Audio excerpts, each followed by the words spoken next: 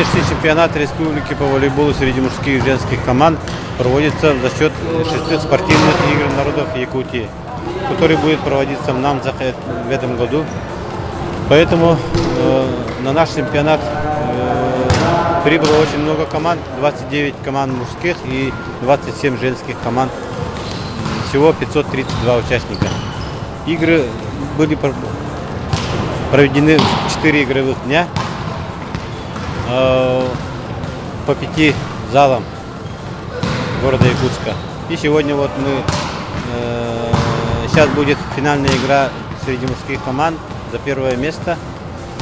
Перед этой игрой закончилась игра за 3-е место у мужчин, и в упорной борьбе команда Мининского района заняла 3-е место.